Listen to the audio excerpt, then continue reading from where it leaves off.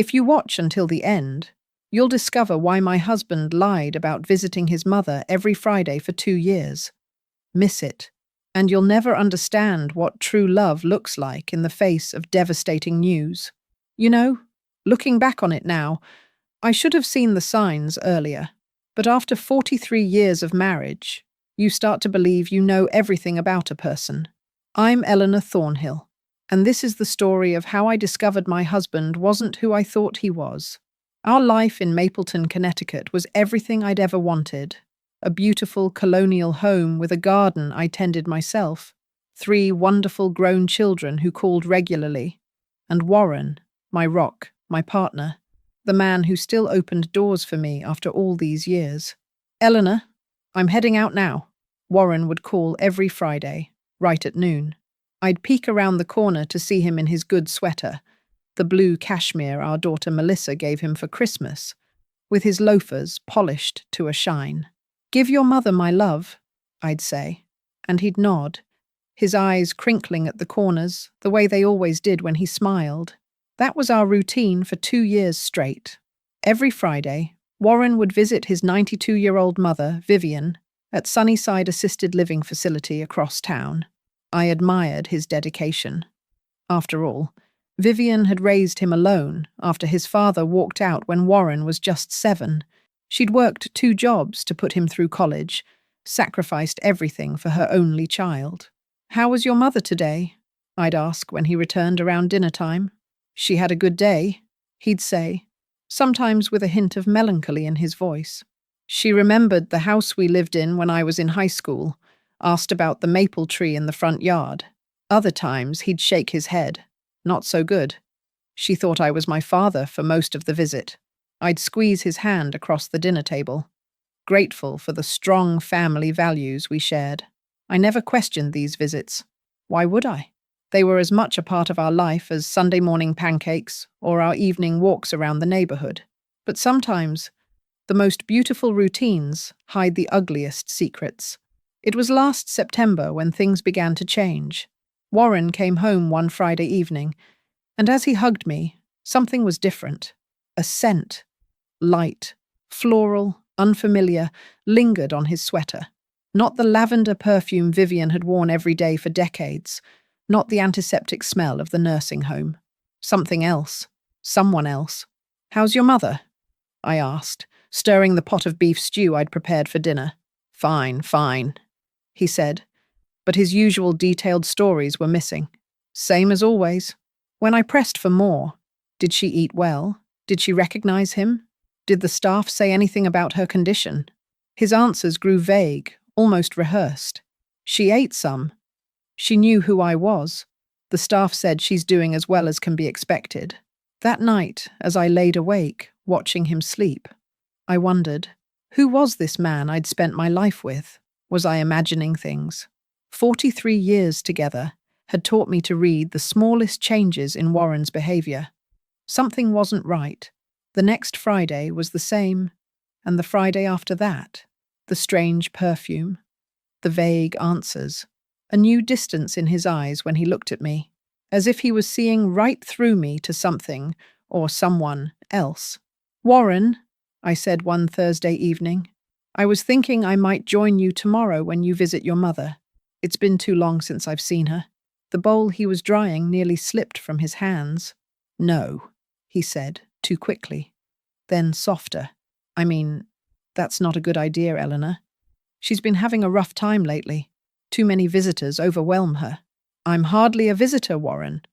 I'm her daughter-in-law. The doctors say routine is important, he insisted. She's used to seeing just me on Fridays. Another person might confuse her. I let it go, but the seed of doubt had been planted, and it was growing faster than the ivy on our garden trellis. Through autumn, the pattern continued. Warren's increasing secretiveness. Mysterious phone calls that ended abruptly when I entered the room. A growing emotional distance between us that seemed to widen with each passing week. The man who used to tell me everything, from the details of his day at the architectural firm before retirement to his innermost dreams, had become a stranger in our home. What I didn't know then was that a simple phone call would shatter everything I believed about our life together. It was a crisp November morning, the kind where frost clings to the window panes and your breath makes little clouds in the air. I was organizing our photo albums when the phone rang. "Mrs. Thornhill?" a cheerful voice asked. "This is Lisa from Sunnyside. I'm calling about Vivian's birthday celebration next week." "Oh, yes," I said, smiling. "Warren mentioned that was coming up. We're so excited.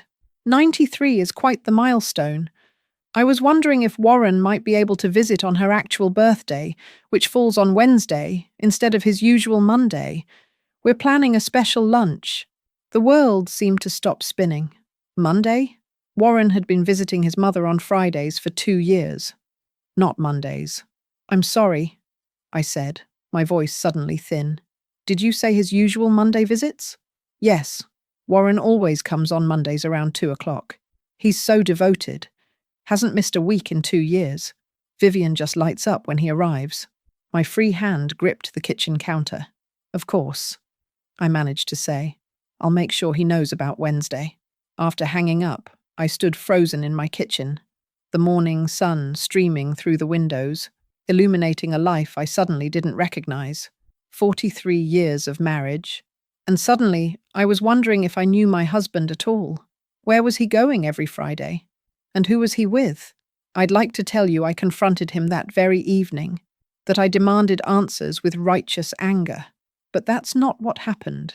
Instead, I became something I never thought I'd be, a detective in my own marriage. The next day, while Warren was at his weekly golf game with his retired colleagues, I went through his desk, something I'd never done in all our years together. In the back of his middle drawer, tucked behind warranties and instruction manuals, I found a receipt, a diamond bracelet from Winston Jewelers, dated February 10th, just before Valentine's Day. $3,000. I'd received roses that Valentine's Day. Beautiful, of course, but not a diamond bracelet. The devastating possibility settled over me like a heavy blanket. My husband might be having an affair after 4 decades of what I thought was a faithful, loving marriage. Our 44th anniversary was just 3 weeks away. Our children had called excitedly about the surprise party they were planning for us, a celebration of what they called our perfect marriage. The thought of standing there, smiling, while our family toasted to our lifetime of love and trust, made me physically ill. My reputation in the community, our children's respect, and my own self-worth hung in the balance. How could I face them all if Warren was betraying me? How could I face myself? I had 2 choices: confront the man who might be betraying me, or find out the truth for myself. I chose the harder path. The following Friday, I woke before dawn. Warren was still asleep, his breathing deep and even beside me. For a moment, watching the gentle rise and fall of his chest, I almost abandoned my plan. This was Warren, after all, the man who'd held my hand through 3 childbirths, who'd nursed me through pneumonia 5 years ago, who still brought me wildflowers from his walks. But then I remembered the perfume, the vague stories, the diamond bracelet that wasn't mine. I dressed carefully that morning. Casual clothes that wouldn't stand out, a scarf to partially hide my face, sunglasses through the November day promised to be overcast. Warren noticed nothing unusual at breakfast. He read his newspaper while I pushed eggs around my plate, my stomach too knotted to eat. "Same as always today," he said, folding the paper. "Visiting Mom? Then I might stop by the hardware store. Need anything?"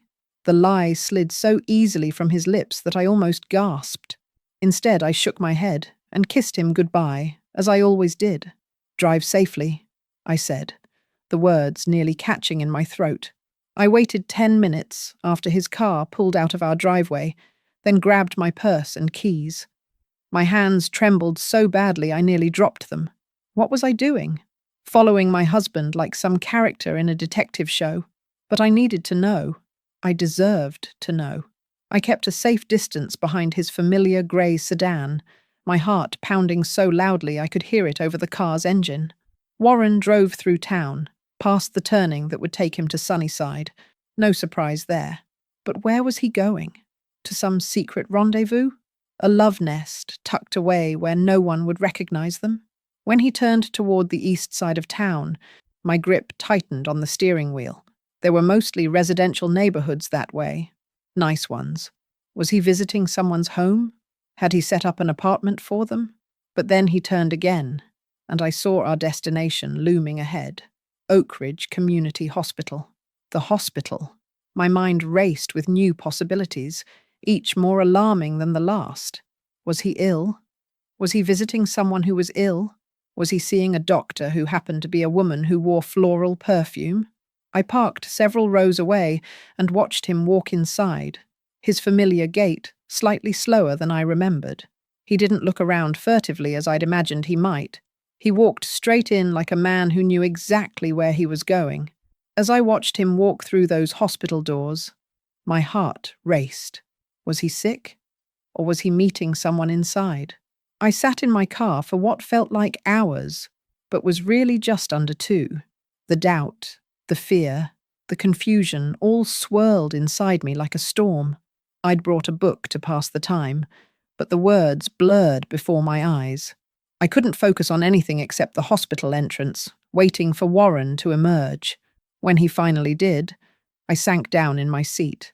He looked drained. His shoulders were slumped in a way I rarely saw. His steps slower, more measured. But there was something else in his expression. A kind of peace, maybe. Resolution. He wasn't walking like a man leaving a lover. He was walking like someone carrying a heavy burden. I followed him home, maintaining my distance, and then drove around the block several times before returning to our house, 20 minutes after he would have arrived. I needed time to compose myself, to decide what to do next. "How was your mother?" I asked that evening. The familiar question now laden with unspoken weight. "Good day," he said, his standard response. She remembered the name of her childhood dog. I nodded and served dinner, watching him closely. There was no lipstick on his collar, no hickey to hide, none of the telltale signs of infidelity they show in movies. Just my Warren, perhaps a bit more tired than usual, eating the pot roast I'd prepared on autopilot while my mind was elsewhere. I needed answers. And sometimes, to find the truth, you have to cross lines you never thought you would. The next Wednesday, while Warren was at his dentist appointment, I went into his workshop in the garage.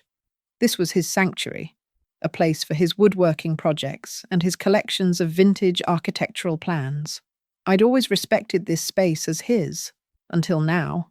I searched methodically, careful to return everything exactly as I'd found it. Nothing in the drawers of his workbench, nothing behind the jars of nails and screws. Then I noticed it. His old toolbox from his father, the one he kept more for sentimental value than actual use. Something made me open it. Under a layer of ancient, rusted tools was a manila folder. Inside, medical papers, diagnosis papers, Parkinson's disease, early stage. The date, exactly 2 years ago, precisely when his Friday visits began. My husband wasn't having an affair. He was dying, and he never wanted me to know. I sank onto his workshop stool, papers trembling in my hands, tears blurring the terrible words. Progressive neurological disorder. No cure. Symptomatic management. 2 years. He'd been carrying this alone for 2 years, while I suspected him of betrayal. But there was more. As I continued reading through the folder, I found information about an experimental treatment program at Oak Ridge Community Hospital.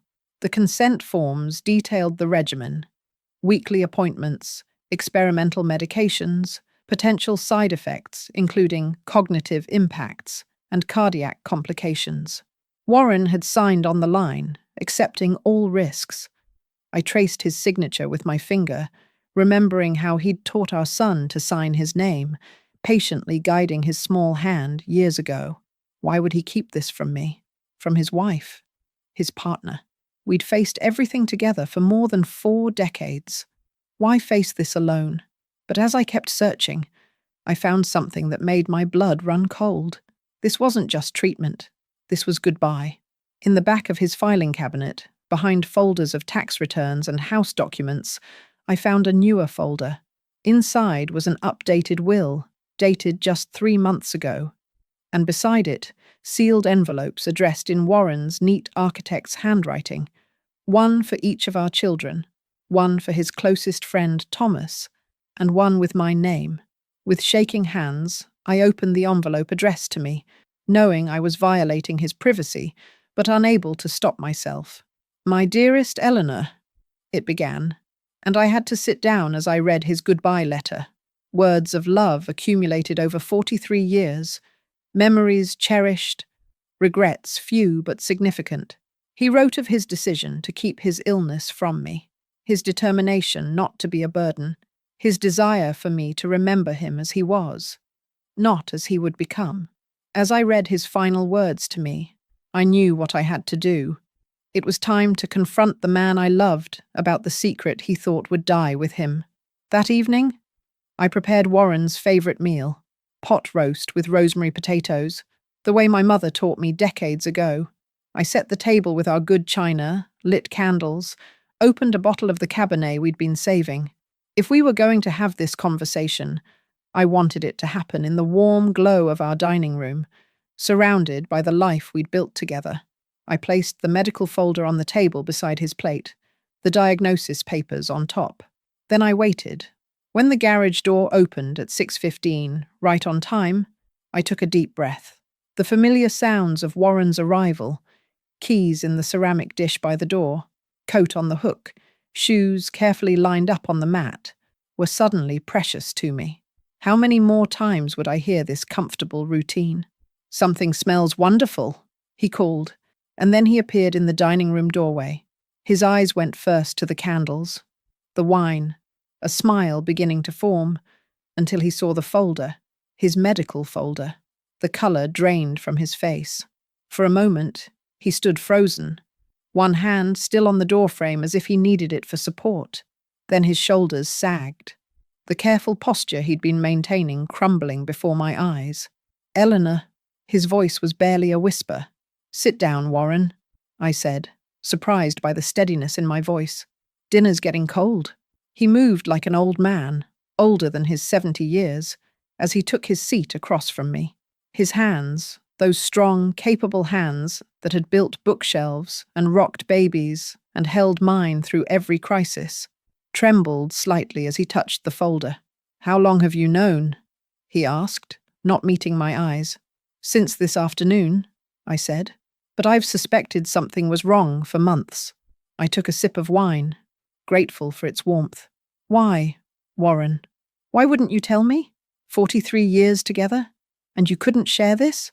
When he finally looked up at me, I saw something I'd never seen before in my husband's eyes: complete and utter defeat. "I thought I was protecting you," he said, his voice rough with emotion. "I didn't want you to watch me deteriorate, to become my nurse instead of my wife." "That wasn't your decision to make," I said, fighting to keep my voice steady.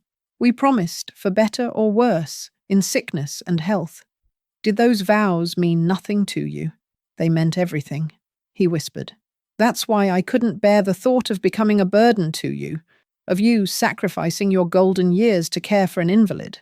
And the hospital visits. The experimental treatment?" Warren nodded slowly. "Dr. Natasha Levine's program. She's pioneering a new approach for early-stage Parkinson's. The perfume you smelled, that was hers. She hugs her patients after difficult sessions.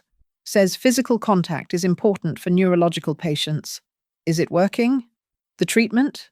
He shook his head, tears gathering in his eyes. "No. My last scan showed progression despite the medication. The tremors are getting harder to hide. Soon I won't be able to button my own shirts or hold a coffee cup without spilling." He took my hands in his and said something that broke my heart. "I didn't want our last years together to be about my illness. I wanted them to be about our love. I let my own tears fall then, no longer trying to be strong." "You fool," I said softly. "Don't you understand? Our love isn't separate from your illness. It doesn't stop because things get difficult." We talked for hours that night, the food growing cold, the candles burning low. Warren told me everything, the initial symptoms he'd hidden, the diagnosis that had terrified him, the experimental treatment that had given him hope before failing him. He spoke of his fear, not of death, but of dependence, of losing himself piece by piece while I watched, helpless. "I've made arrangements," he said. "The will is updated. The letters—" "I know," I interrupted. "I found those too." He looked stricken. "You weren't supposed to see those yet." "Well, I did. And I have to say, Warren Thornhill, for a thoughtful goodbye letter, you left out quite a lot about what a stubborn, proud man you are." A ghost of a smile touched his lips. "I was going to add that in the postscript. Our anniversary celebration was in just 2 weeks. Our children had been planning for months. A surprise party at the country club, family flying in from across the country, a renewal of vows. What do we tell the children?" I asked. "About your condition?" Warren's face clouded. "Nothing. Not yet. Please, Eleanor, let's get through the anniversary first. Let them have this celebration. We can tell them after." "Warren, they deserve to know." "And they will. But not yet." He squeezed my hand. "Please. One last perfect day as a family before everything changes?" I saw the fear in his eyes, the desperation. This proud man who'd never wanted to appear weak, especially to his children who had always looked up to him as their hero. Our children deserved to know. But was it my secret to tell? The next 2 weeks passed in a strange limbo. On the surface, life continued as normal. I tended my garden. Warren read his newspapers. We took our evening walks when the weather permitted. But underneath, everything had changed. I watched him now with new eyes, noticing the subtle tremor he disguised by keeping his hand in his pocket, the careful way he navigated stairs, the fatigue that crept over him by early evening.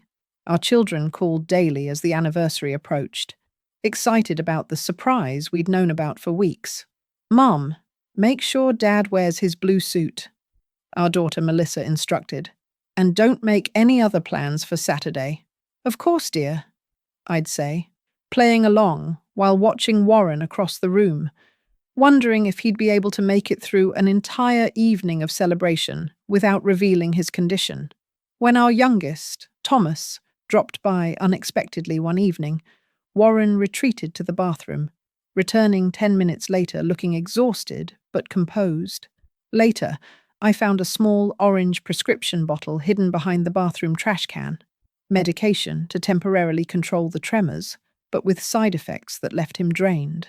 The weight of carrying this secret became nearly unbearable. Each time I spoke to our children, each time I accepted congratulations from friends on our upcoming anniversary, I felt the lie growing between us all. The day before our anniversary, Warren collapsed in the bathroom. I had seconds to make a decision that would change everything. I heard the thud from the kitchen where I was arranging flowers delivered by well-wishers.